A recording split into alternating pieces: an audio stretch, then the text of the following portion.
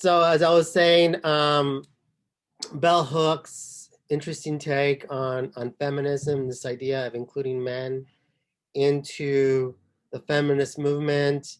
And the reason that she feels this way is because men and women have always worked together, at least with, if you think about Black civil rights, if you think about the role of Rosa Parks and all these other women who played an important role in the social movement of civil rights, it's always sort of been inclusive, right? It's men and women working together uh, to improve the lives of all Black people.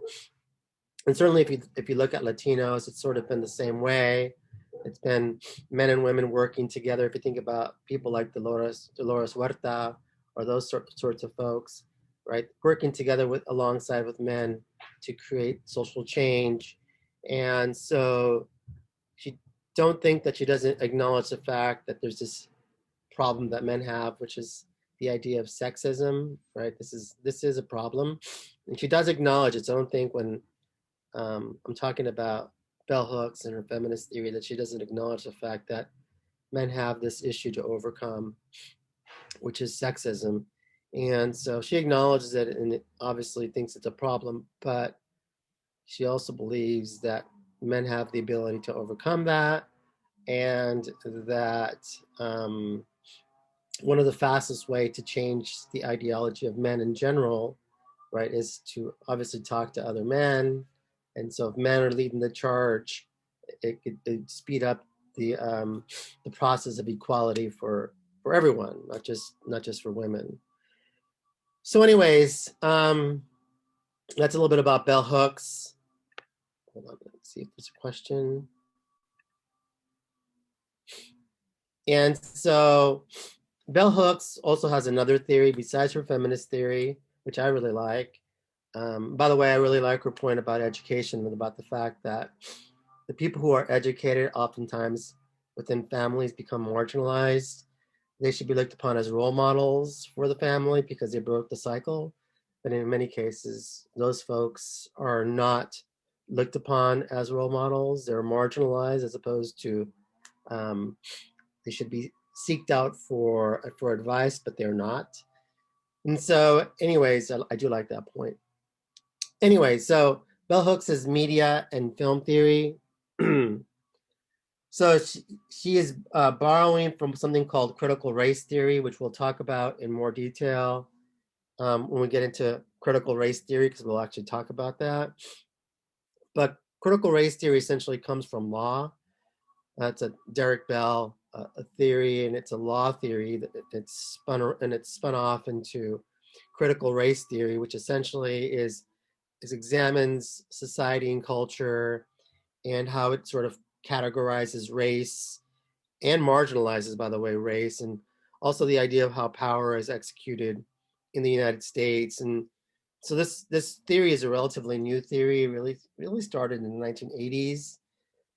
So, anyways, her take of of race and how power is executed, she focuses a lot on Black females, and in terms of this idea of how Black women have been portrayed in pop culture. And one of the big things that Bell Hooks talks about is that, oh man, my voice, is she acknowledges the fact that media and media images are quite powerful. So even though we know, right, pop culture is, our made up images, right? If you're a critical thinker, it's made up. These are constructed images, they've been edited, those sorts of things. We know these things already, but despite the fact that we know them and we know that they're fake, they do hold or possess a lot of power regardless. And so these images being quite powerful have an effect on people. And how long do these images affect people? We really don't know, right? We really don't know the effect that it has on a viewer. It could have an effect on a viewer for a short period of time, or it could really affect a viewer for a long period of time, right? You can see something and it can be burned into your brain or embedded into your mind, where you don't forget it over a long period of time. And so this effect, we don't know what kind of effect it has on viewers, these powerful pop culture images.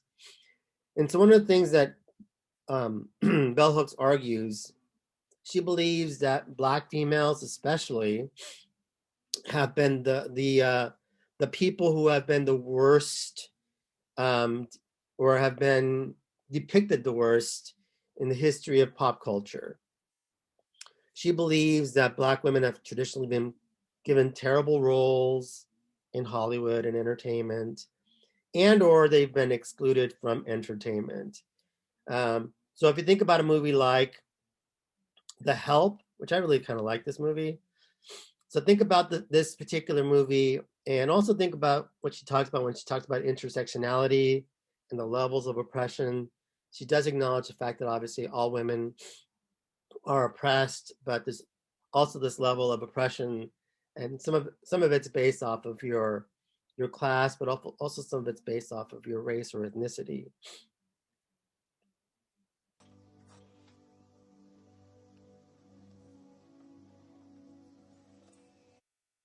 I was born 1911, Chickasaw County, Piedmont Plantation.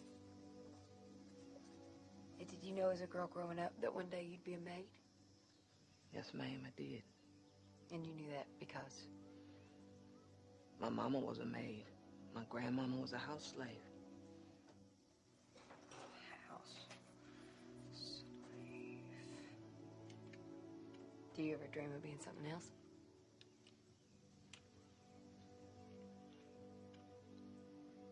What does it feel like to raise a white child when your own child's at home being looked after by somebody else? It feels...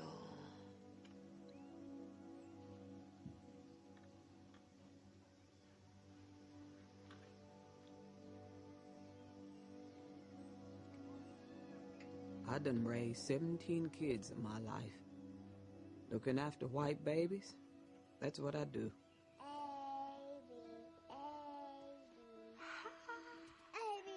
I know how to get them babies asleep, stop crying, and go in the toilet bowl before their mamas even get out of bed in the morning.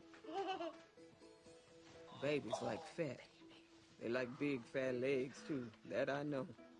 You is kind, you is smart, you is important, you is smart, you is kind, you is important. Oh, that's so good.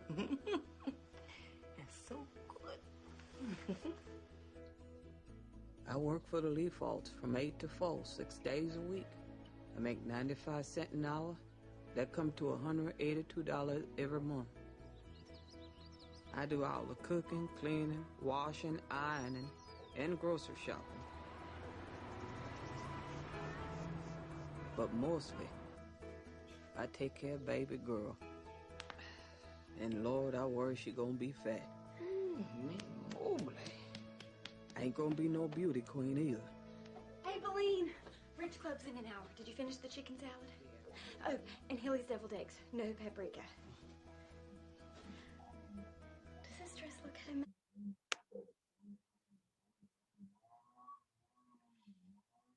So if you ever watched that movie The Help, which is a really good movie in my opinion, it really tells you, right, the levels of oppression that Black women can face, as opposed to white women. Yes, white women again are oppressed in Bell Hooks' opinion, but again, there's levels of oppression. And so Bell Hooks argues that oftentimes, right, when we think about Black females, oftentimes if you think about the history of depictions where Black females are oftentimes depicted as maids. And so one of the things that Bell Hooks talks about is this idea of oppositional gaze. And really what the oppositional gaze is essentially developing some sort of mechanism for Black females to essentially contest what they're watching. It's this idea that you should resist believing these images, or do your very best to contest uh, these images. And so one of the things she talks about, Bell Hooks, because again, if you think about Bell Hooks and how she grew up in the South, and she really grew up in the era of Jim Crow, this sort of like, sort of two societies that wasn't really equal, even though we said it was going to be equal. And so so for her, right, there was these spaces that provide you this opportunity to have an oppositional gaze, this these spaces where you can be critical of what you're watching. And so for her, growing up in the South, Black theaters were places of oppositional gaze. And living rooms in people's homes were also places for oppositional gaze. So these were places, right, where essentially you could resist the negative images about you, about your race, or also there were also places where you can look at a white female and be critical of her, right? And so these were important spaces, especially for Black men, because if you think about the history of the South and you think about how many people have been, well, especially Black men, have been lynched because they've looked at a white woman, in a certain way. Maybe they whistled at her, maybe they said something to her, or maybe she just even made it up. Um, and so these were places where they can be critical of white females, because historically, Black men and also Black women have been punished for critiquing women, white women, um, in the history of the United States. So again, the Black theaters and living rooms are safe spaces for African Americans. Now, one thing she talks about, and this is her borrowing something from Sigmund Freud.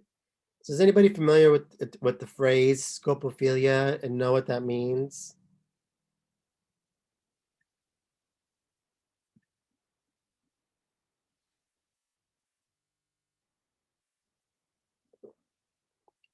Nobody, anybody else? Nobody venture to guess scopophilia? Okay, fair enough.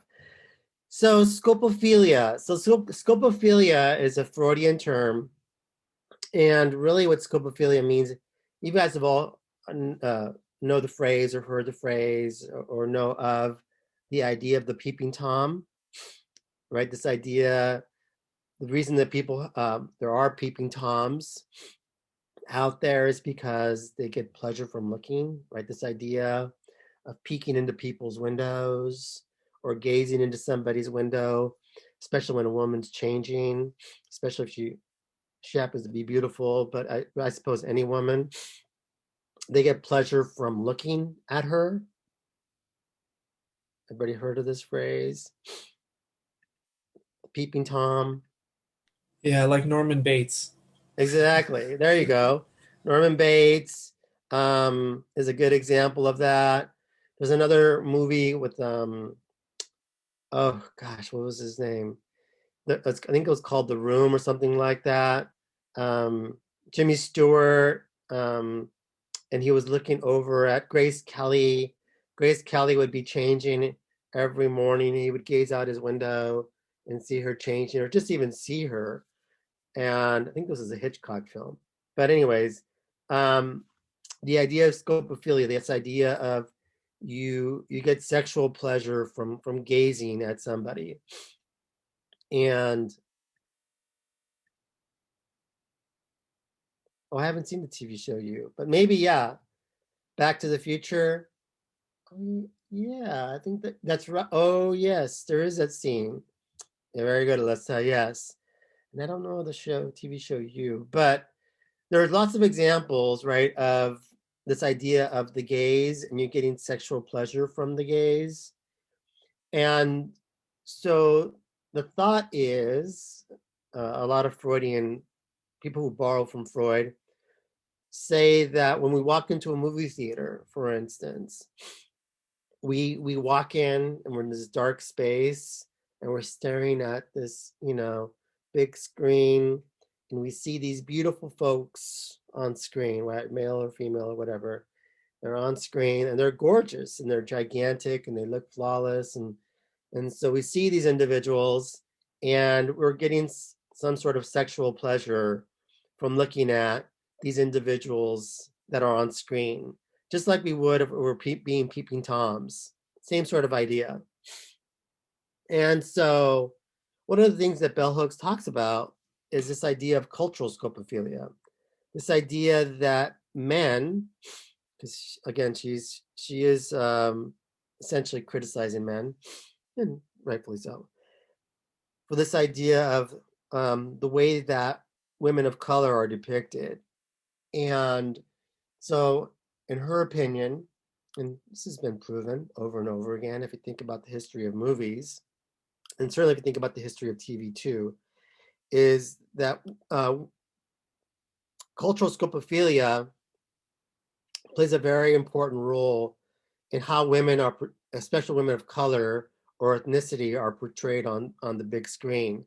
And oftentimes, what ends up happening for women of color is that they're oftentimes portrayed as these highly sexual females, right? And I gave you some examples.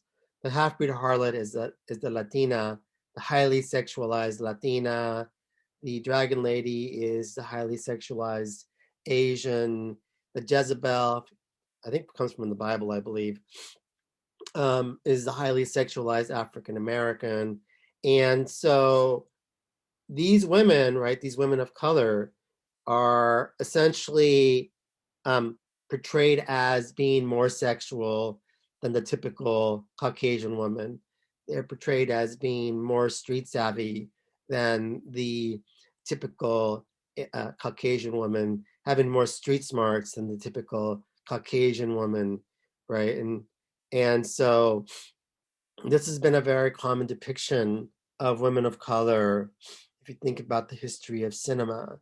And so she refers to this as cultural scopophilia, this idea that we cast women of color in these highly sexualized roles, and it really limits the scope of representation, especially for women of color, if you think about the history of Hollywood.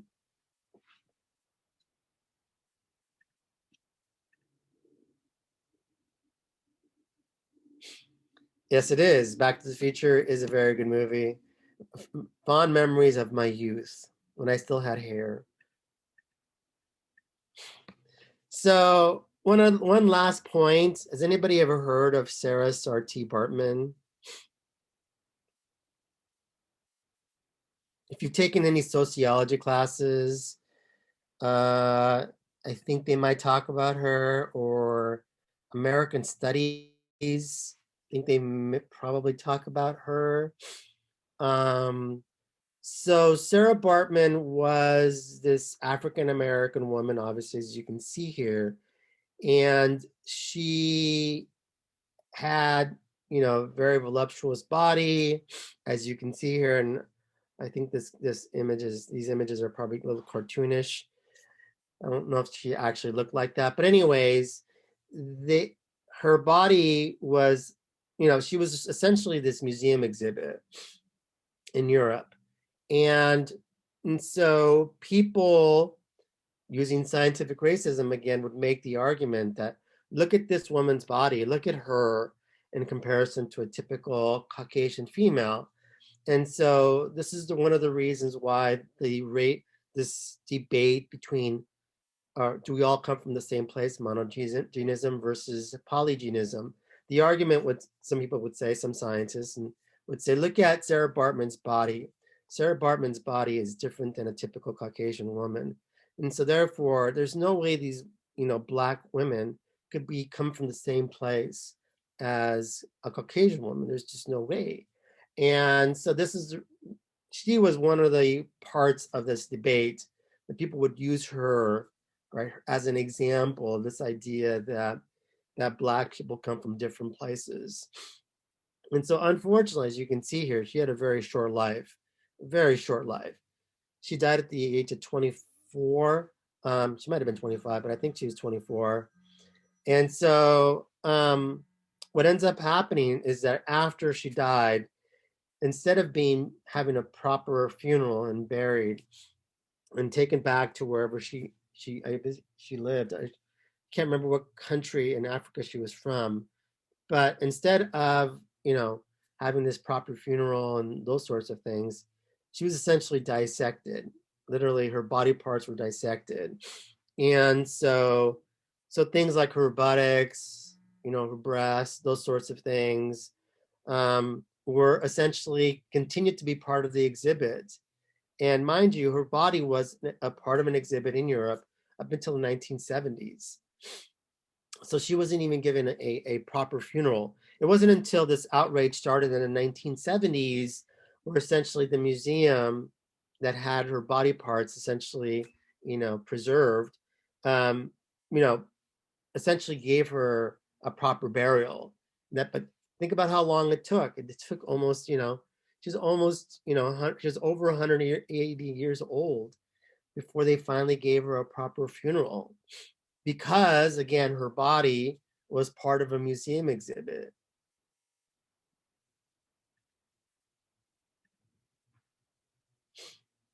Yeah, it's every time I think about Sarah Bartman, it, mm, it saddens me a lot because it's terrible.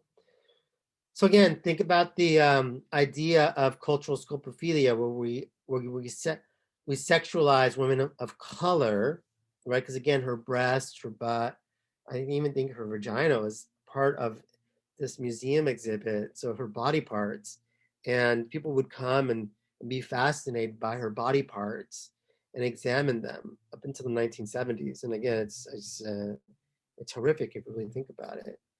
So any questions about this idea of cultural scopophilia?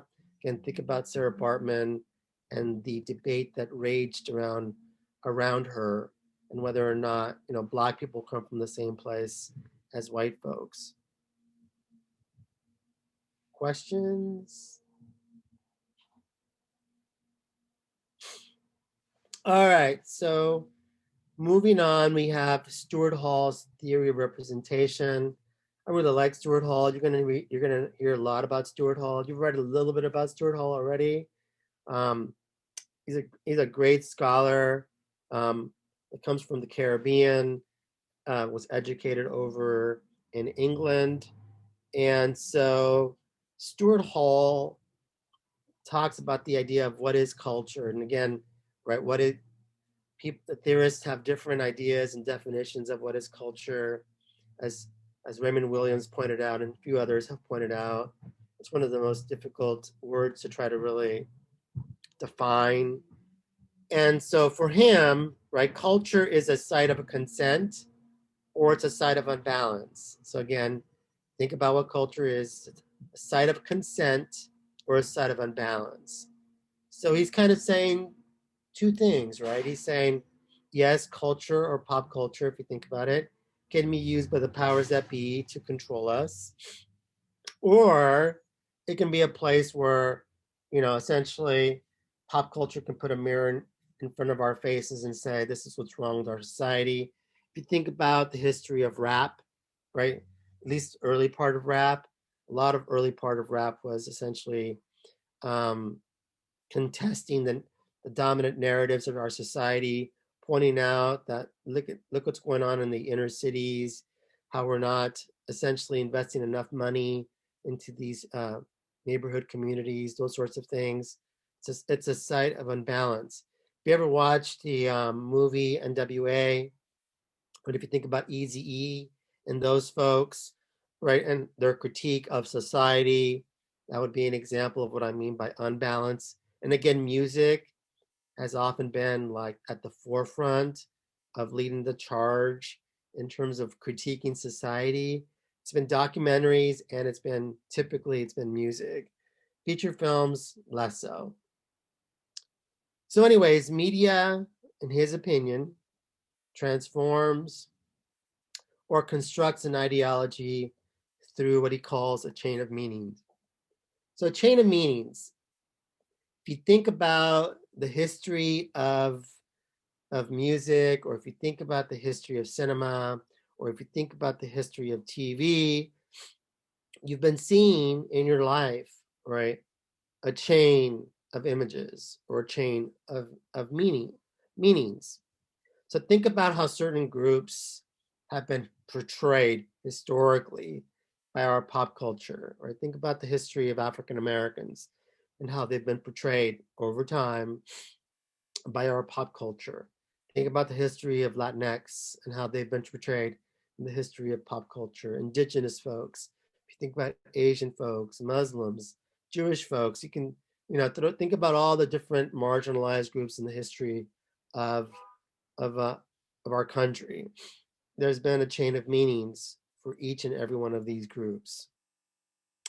And so, and it's also based off of the construction of certain ethnic and racial categories. So one of the things that Stuart Hall talks about is this idea that that media plays a critical role in essentially creating ethnic and racial categories. This idea of essentially separating us through depictions, right? And so for him, it's sort of going back to the idea of hegemony, right, or even the idea of false consciousness, is that essentially the construction of these categories is not true, right? It's most of it's based off of fiction, but it essentially we adopt it as common sense, right? We think of it as ideology. It's a set of beliefs about a certain group of folks, even though, again, think about the word construction.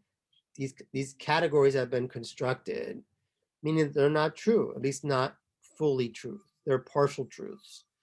And so for him, right, pop culture has been a place where it's created powerful iconographies. Does anybody know what I mean by iconographies?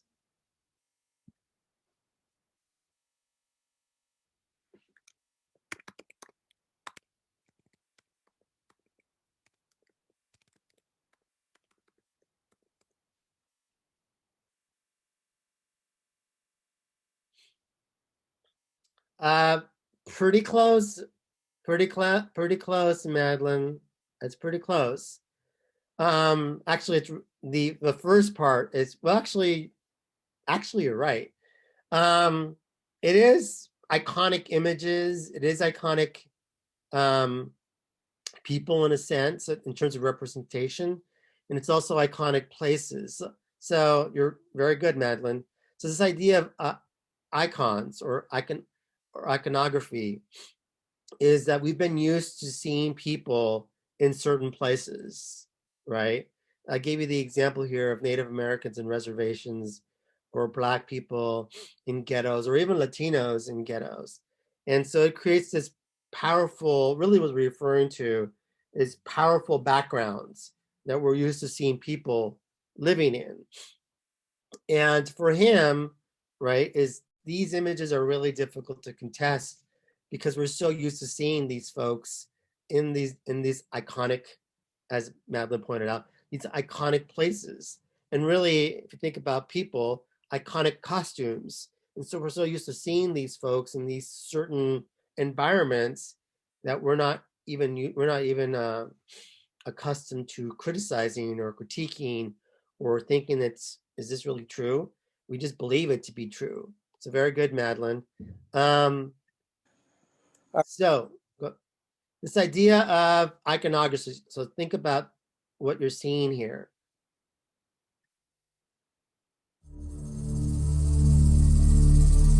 America can stand back right now and watch as my own people attack some of our traditional people for believing in our own Lakota way of life. The media often portrays us as like these sad, like poverty-stricken people. You know, there isn't that focus on who we are today.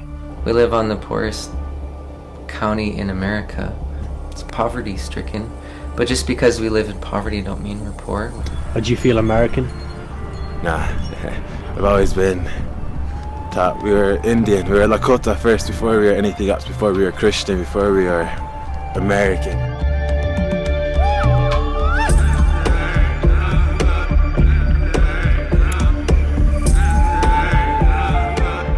Okay, so I've just woke up in the Rosebud Reservation here in South Dakota. I'm on a beautiful ranch with lots of chickens and horses. I'm going to be spending a few days here sleeping in people's houses and in the Pine Ridge Reservation about 2 hours from here.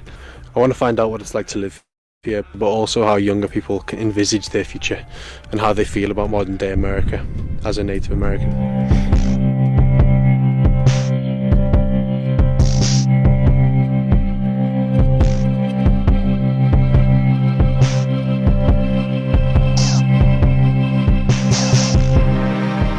Around here it's kind of hard because all the drugs and alcohol. So it's a very hard place to grow up in a lot of ways. The majority of people that are working on the res, you either work at the tribe office or IHS. Not much to do around here. And when you do find something to do, you usually have to travel 20 miles or so longer. There's a lot of suicides and that kind of stuff. People lose hope. I mean, they feel maybe oppressed. We've all fallen as teenagers around here, and we've all experimented with alcohol and things. It's really sad to have alcohol here.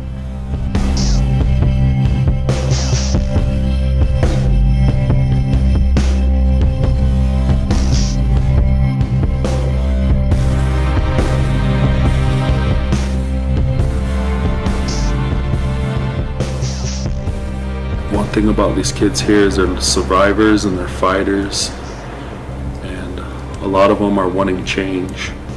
They want something different, they want something better than our adults are leaving them. We actually don't believe in the word Native American because Native American, it also has the word American in it. They took everything from us. America's built on stolen lands. America is a stolen country. We used to live with everything, and now we're on these little reservations and we're all clumped together, and we shouldn't be like that. Like non-natives see us as these historic people with loincloth and headdress. Because you see the Washington Redskins, you see the Cleveland Indians, you see all of that, and it's a big joke, and you hear, everybody knows the phrase drunken Indian.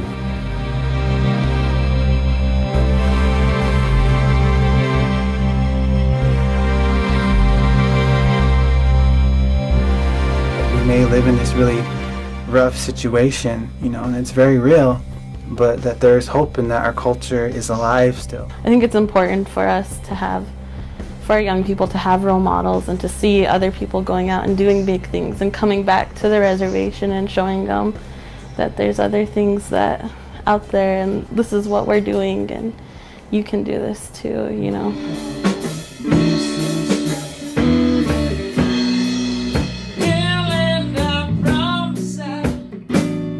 Of course, there's high rates of suicide and alcoholism on any reservation, but that's because of the lack of ability to express oneself. Right. Hi, we are Scattered Around. I'm Scotty Clifford. And I'm Juliana Brown Eyes. We recently just acquired a record deal out in Los Angeles, so that'll be fun. As much as we can do, and just to show children here at home that we really need to get away from the poor, pitiful, pissed off Indian. All that matters now is what we do for ourselves. I'm gonna need you to do something with Sunkala. I'm gonna need you to trust me. This film is an opportunity to give, our youth, our Native youth, kind of these heroes and heroines to look up to. I think that's something that I wanted when I was growing up, was to see someone like myself. You don't see a lot of Native characters kind of leading in mainstream movies, in big blockbuster movies. It's always usually it's a predominantly white cast. I want to see our people thrive and not get caught up in what outsiders think we are and stereotype us as, but rise up and show the world what we can do, basically.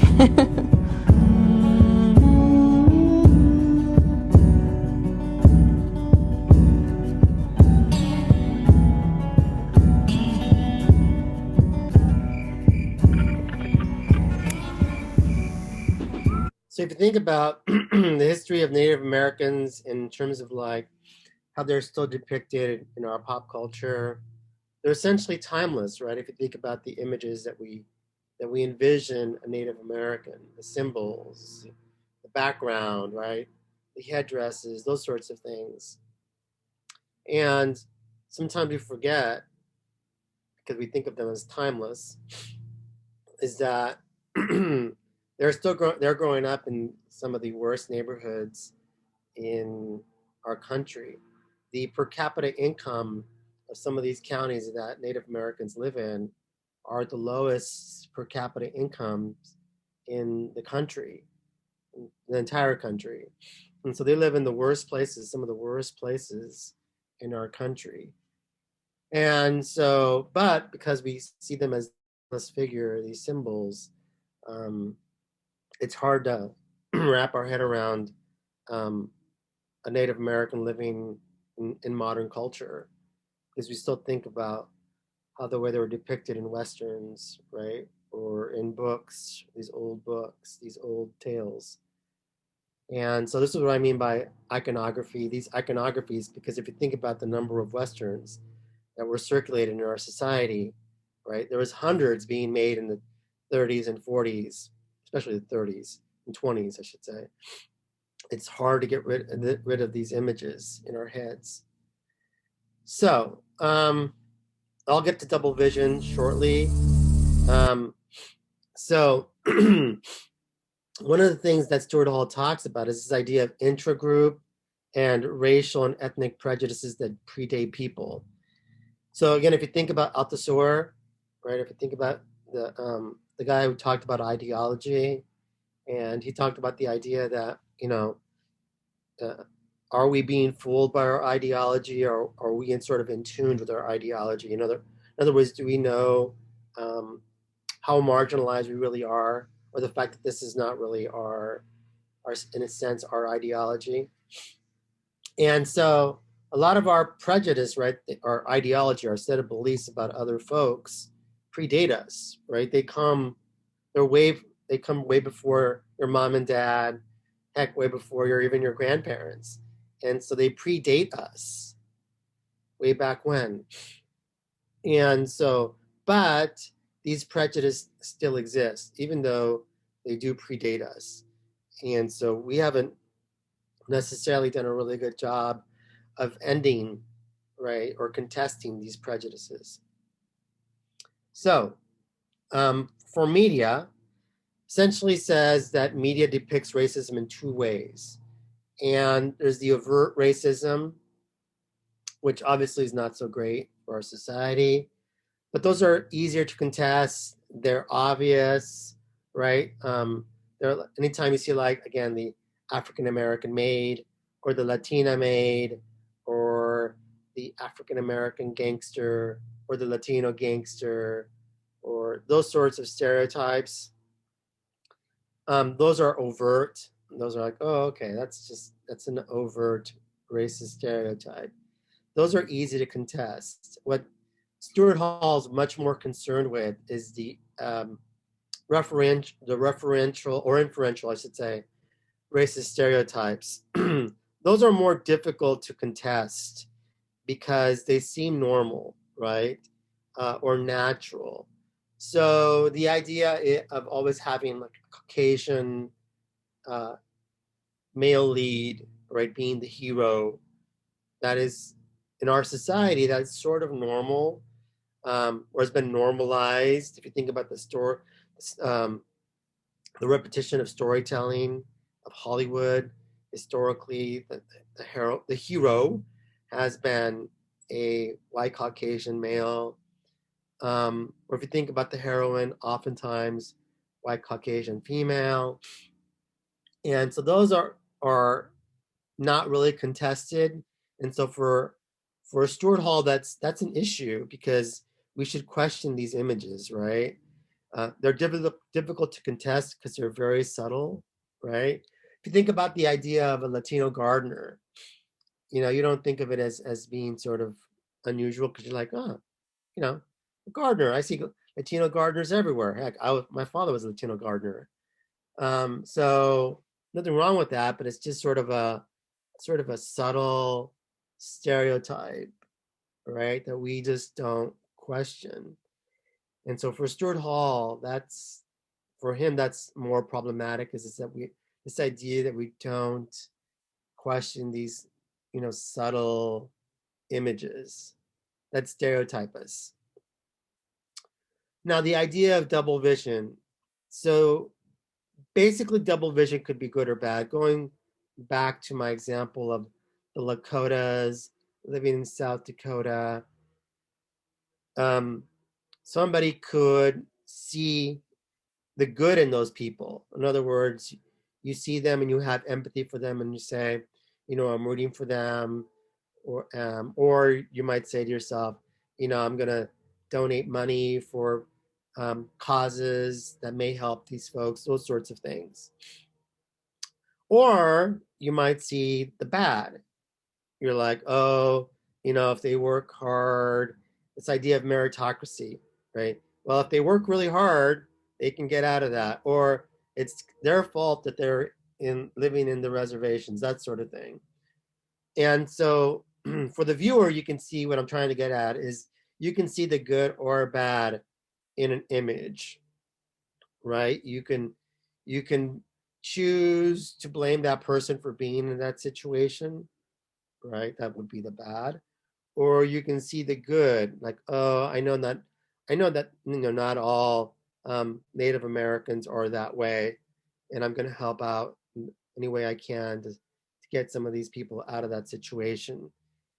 So does that make sense? This idea that you can double vision and you can see the good or bad um, in terms of depictions, in terms of how people are represented. You can choose to focus on the negative, or you can choose to focus on the good. Like when you see an African American gang member or Latino gang member, you might think, oh, it's their fault for being gang members. Or you can think to yourself, well, I know lots of Latinos or African Americans, and they're not gang members. So that's not really true. So the point that Stuart Hall is getting at, and the point that I'm trying to get at with this idea of double vision, is this idea that you need to be, when you're watching images, right, representations of folks, in order to be critical, in other words, have this double vision, you need to be able to contest. You must be active consumer of the content. You need to view things with a critical eye, with the double vision, right? Hopefully you're contesting and not just seeing, the bad, but also seeing, oh, I've seen folks like this and they're not all like this. There's good as well. And this is really, when I talk about double vision, yes, he's talking to everybody, but he really is talking to the majority, the people who are in power, right? Really, he's talking to the white Caucasian viewers who are watching these images. He's really talking to them. But he's really, he's on some level, he's talking to all of us, but really to them.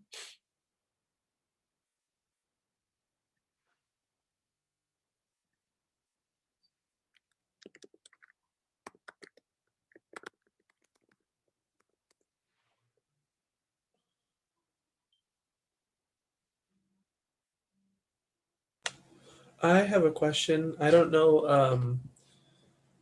I know this is a little kind of off topic. We were talking about this a few minutes ago, or maybe 10 minutes ago when we watched the video.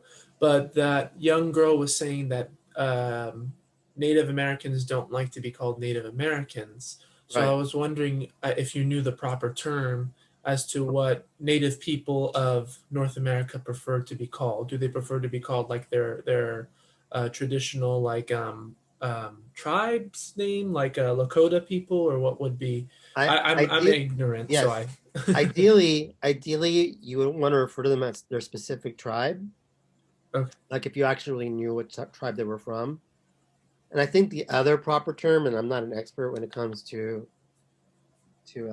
terms for indigenous folks, but I would imagine the other proper term would be indigenous people. Gotcha. That makes sense. Okay. But of course, if you're talking to an indigenous person, unless they actually tell you what tribe they're from, it's hard to know. Oh, you're Lakota, you're a Sioux, you're Apache, you're Blackfeet, it'd be hard to know. So probably the best way to go, or the safest way to go, would be to refer to them as indigenous people. Gotcha. Okay, thank you. I just wanted to understand. Thank you. Yeah. Question. Yeah, right, Shelby. You're right.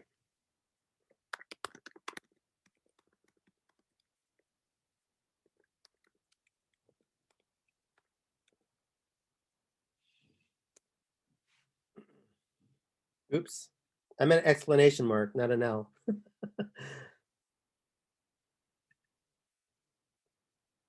Other questions regarding Stuart Hall? And this, again, for Stuart Hall, right, there's this, it's sort of a balance. He's kind of looking, he's trying to look at ways from two different angles, from the good and as well as the bad.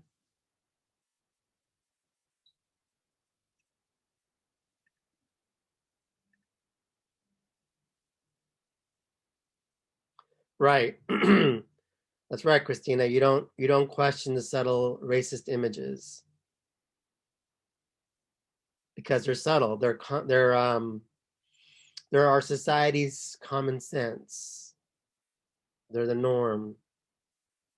So it's these subtle stereotypes that we don't question.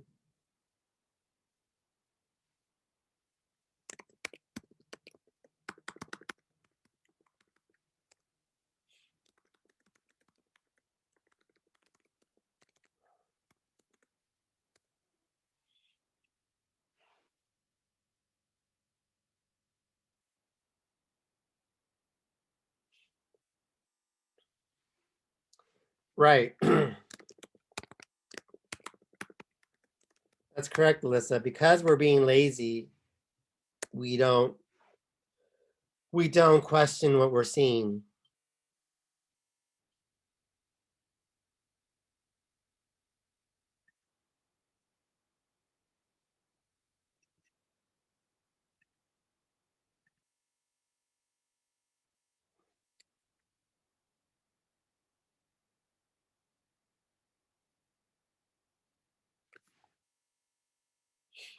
Any other questions, folks?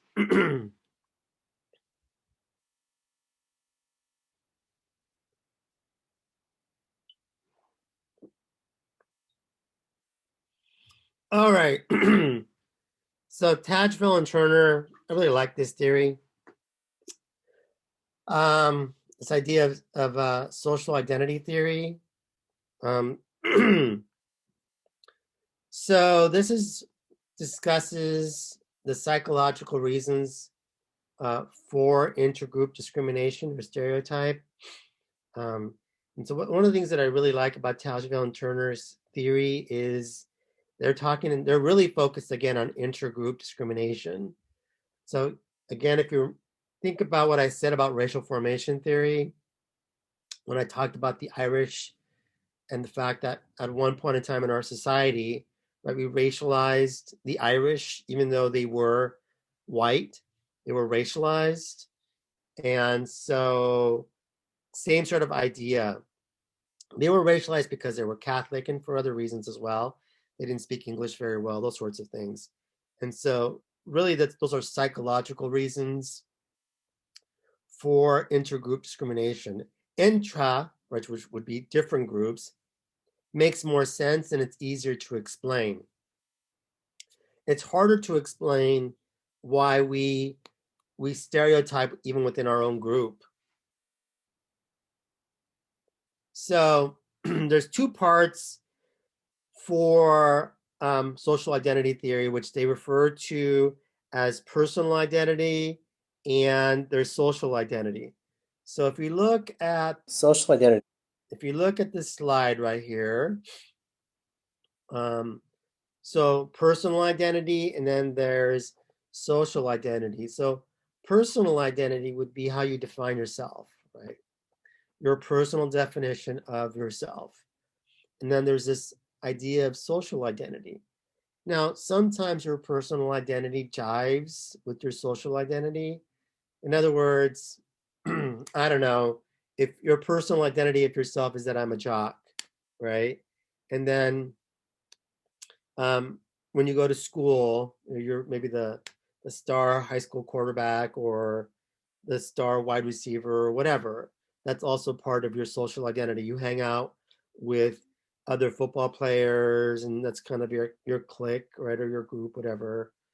And so that's in that case, right, your personal identity would jive with your social identity. It's in sync. But maybe, right, your personal identity might be different than your social identity. So maybe when you're at home, you love to read, you're kind of an introvert, you're pretty quiet, you're pretty much to yourself.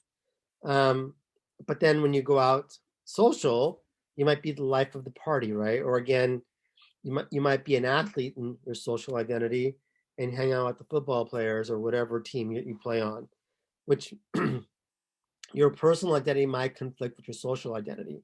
Another example would be maybe your personal identity is that I'm a Democrat.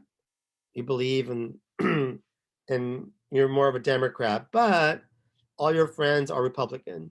And so you like your friends, right? You may not like their politics, but you like your friends. You like hanging out with them. And so, you hang out with these Republicans, so you kind of act or talk or you support their points of view politically, even though personally you may disagree 100% with what they're saying. So again, your personal identity might be different than your social identity. Does that make sense? Questions? No questions? So sometimes they're the same and sometimes they're different. And so you might ask yourself, well, why would I hang out, right? If with folks who I don't agree with politically or may not like per se, right?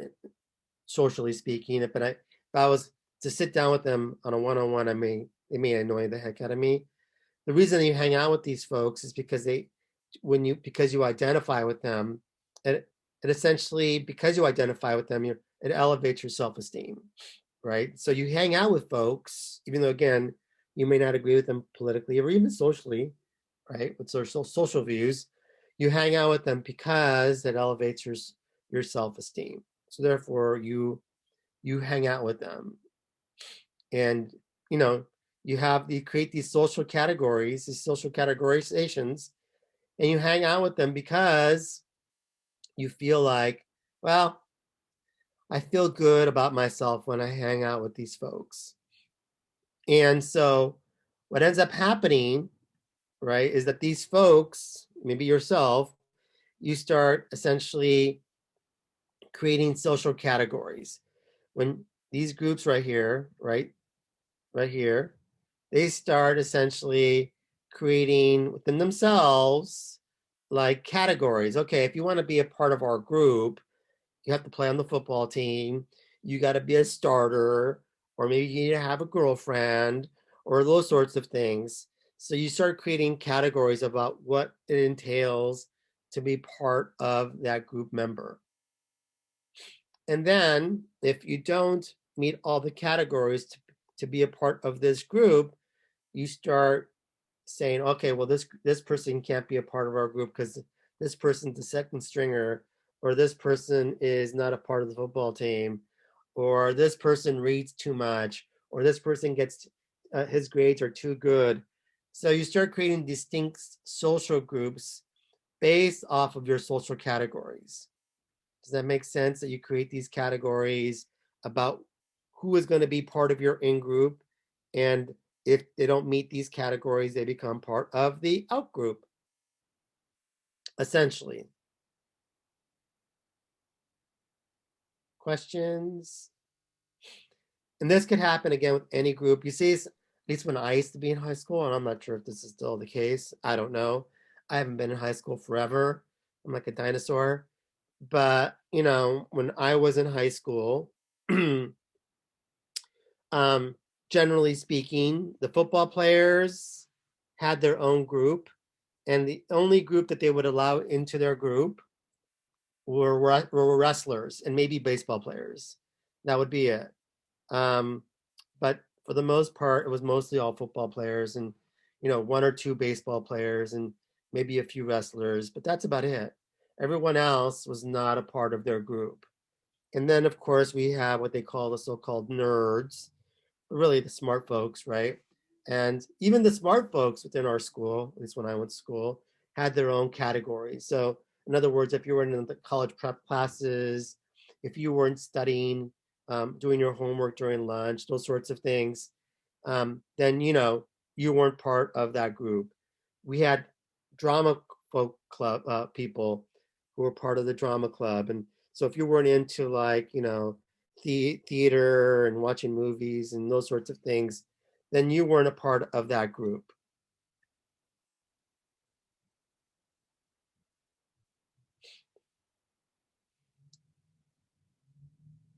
Right, personal identity and social identity are not always the same. So does that make sense so far? We're still up here on the first four parts.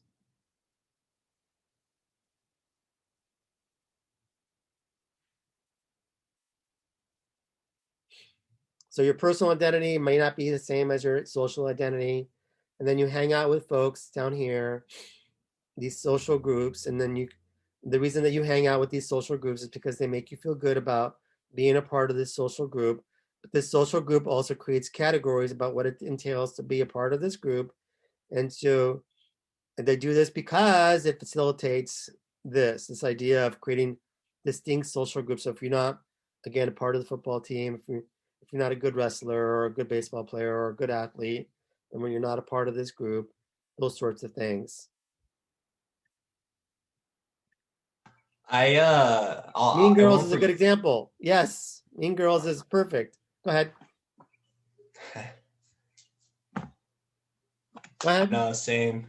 I was just gonna say, I remember my teacher back in senior year. His name was Mr. Florence. He said, "These people aren't really your friends because you're kind of just forced to hang out together, right? Because you go to school Mondays through Fridays. You're forced to be with people. So by default, you kind of have them as your so-called friends. But once high school ends, I mean, how many of those people do you really still keep in touch with?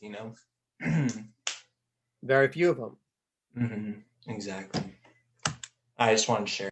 Yeah, it's 100% true. But I remember teachers telling us the same thing, right? Oh, this person that's your so-called friend. Once you graduate from high school, you guys are all going to go your different ways, and it's highly likely you're not going to ever see them again. And it's true, by the way. And the only reason I reconnected with some of my friends or even people that I knew from high school was because of Facebook. If it wasn't for Facebook, who knows? I still would not. I would be totally disconnected from them, anyways. So this social comparison happens over here, right? Where we're creating these distinct groups, and so again, it's membership based. It's easier to develop and discriminate against these other groups because they don't fit all the different categories within your group. And what ends up happening is that you end up finding flaws with people who are part of your out group. And you do this in order to elevate your own group's self-esteem and to satisfy your social identity. And so if you're not a part of the nerds, right, or the part of the college prep students, you're like, oh, your GPA is too low, you're kind of a loser. And mind you, the nerds, so-called nerds, the smart folks, would really tell you that.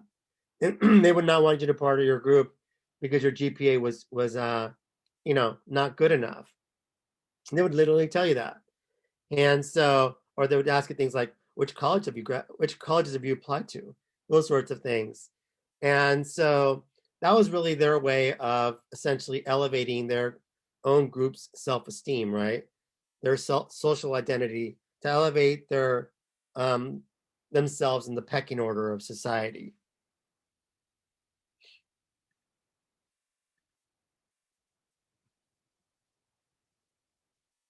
You guys are young, though. Wait till you get to be my age.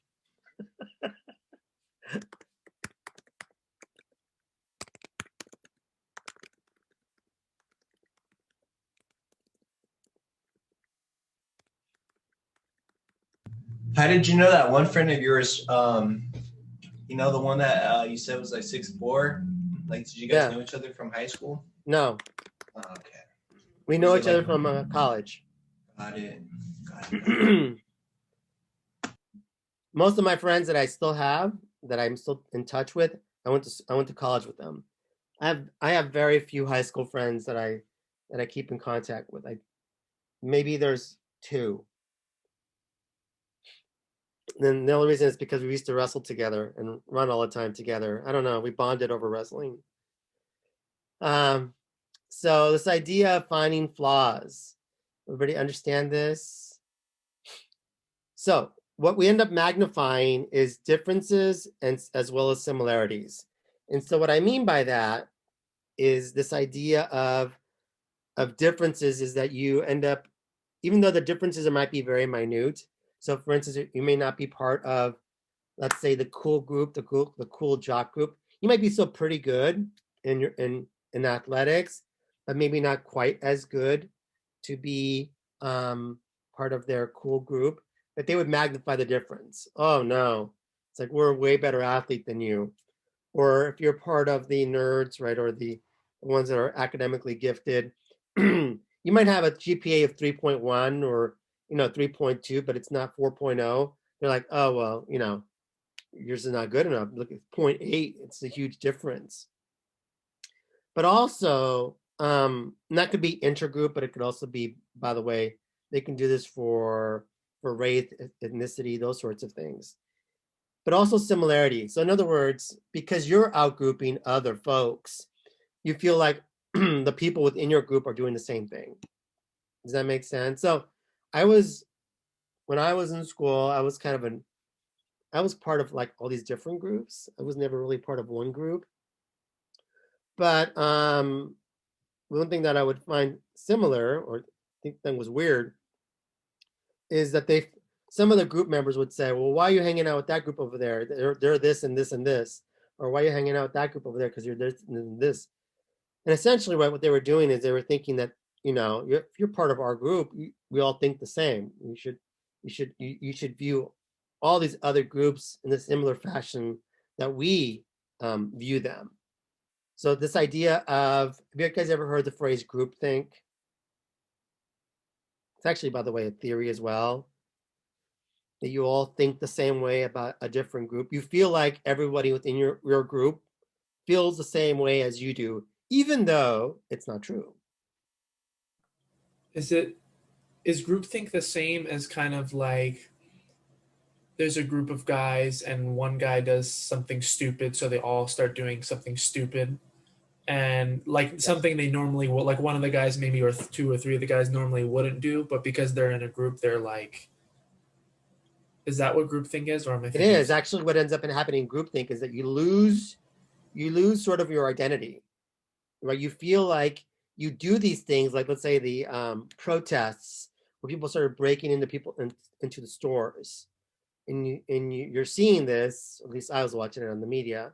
And my wife goes, why do you think they're doing that? And I go, what ends up happening is when you get into a big group, you feel like you're anonymous. So in other words, you feel like you're not going to get caught because you're part of this mass group. It's kind of like the same thing would happen with the Capitol, right? When all these folks broke into the Capitol, they're on some level, a lot of them didn't think they were going to get caught because they were part of this mass group. And so this mass group, you start losing critical thought. And so that's what also happens with social identity, is that you think everybody within your own group is thinking the same way, and you feel like there's no diversity of thought within your group. Gotcha. Thank you. Mm-hmm. It's so accurate. Yeah, sorry. I was gonna say it's so accurate because I remember growing up, like when I was in 14, like in high school, I used to get in a lot of trouble. My friends, we used to like throw water balloons at cars, ding dong ditch. We thought we never get caught. So you kind of have that mentality, Right. It's funny. You guys still do ding dong ditch? Man, I thought. Yeah. I mean, that was like 9 years ago. I grew out of that now. Okay, well, we used to do that when I was like, mind you, 30 years ago, more than 30 years ago. You So, can't beat the classics, man. You can't beat the Ding classics. Dong Ditch, man, that was great. You could do that up Yes. until like 3 years ago. Now everybody starts to get a ring. Yeah, that's true. So We the actually got neighbors can caught. tell your parents. Some person Yeah. got into their car and chased us down as we were running to school. They caught us at the gate. Oh my gosh. That's funny, man. And I was like, God, no more ding dong ditching for us, man. That's it. It's over. You don't know who you're messing with. Anyway, so anyways, you categorize folks by in groups or out groups. And this, again, it could apply to all sorts of things. I gave you the examples from high school, but certainly it can, it could expand to skin color, language, religion, all sorts of things, right? And so, oops, wrong. So this idea right here, we're down here, this idea that you create these in groups and out groups. And so you look at your own group favorably. So this is like the idea of ding dong ditching. That was a cool thing. So we looked at ourselves as it satisfied our social identity. We were cool, right? Kind of rebels. So we were kind of cool. And so nobody that ding dong ditch was sort of an out group. And so we didn't want to be a part of that group because it hurt our self-esteem. So this is a reason why we create in groups and out groups, is because there's groups that elevate our self-esteem, hence they satisfy our social identity. And there's other groups that dissatisfy our social identity, right? So for instance, when I was in school, elementary school actually, I played on the football team, little kids, Pop Warner, those sorts of things. I actually play with somebody by the name of Eric Bieniemy. I don't know if you guys ever heard of him. He's the coach for the Kansas City Chiefs. He's the offensive coordinator. Anyways, and so, but I also played chess club. I was also a pretty good chess player. And so some of my teammates would go, dude, why you play chess, man? It's weird. And so I actually stopped playing chess because of peer pressure, unfortunately. Because it dissatisfied my social identity. If that makes any sense.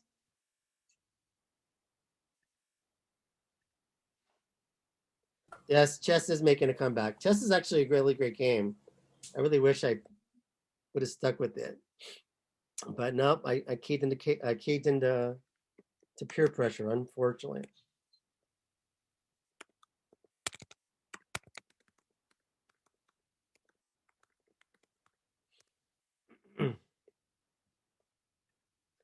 So any questions? Because it actually already is, believe it or not, 11:15.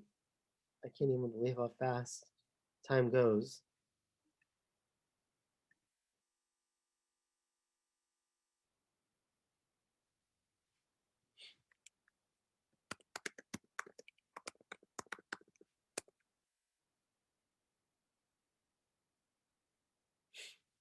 So the big part of creating out groups, well, really, if you think about everything, think about the social Christina.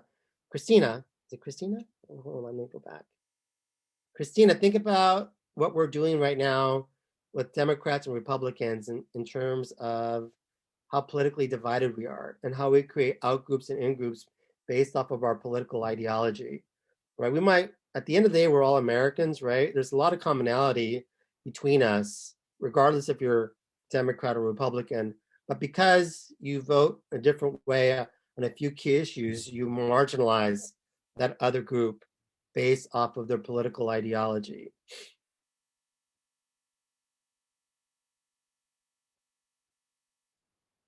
So you create divisions in society, and that's the problem, is that when you marginalize folks and create divisions, right, it's not good for society. Whether or not it centers around race, it could center on a bunch of different things.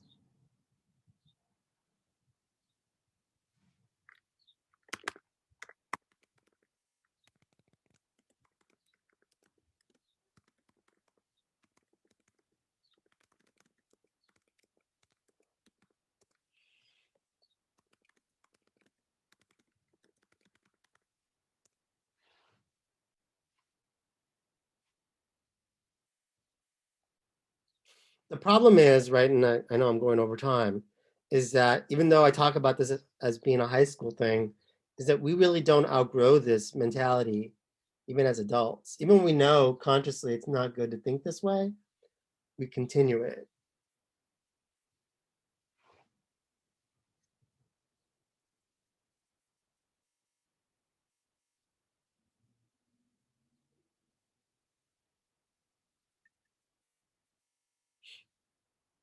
So we'll leave off, and I'll show you for your Wednesday lecture. I'll show you the brown eye, blue eyes, another example of really no good reason to marginalize folks.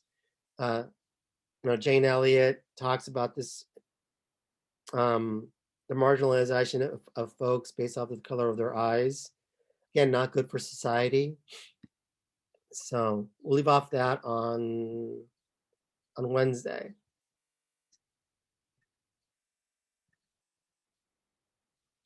Yes, she was a school teacher in Iowa. She's now retired, but she still does this experiment all over the world. Or I think she still does it.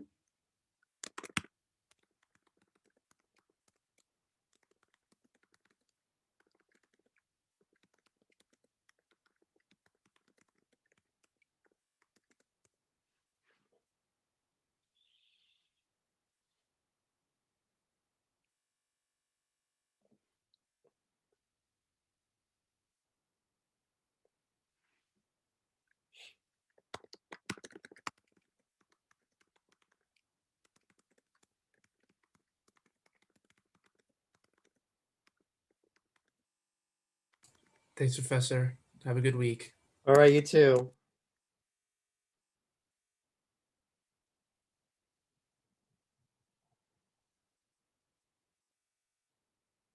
Peace out, Mr. P.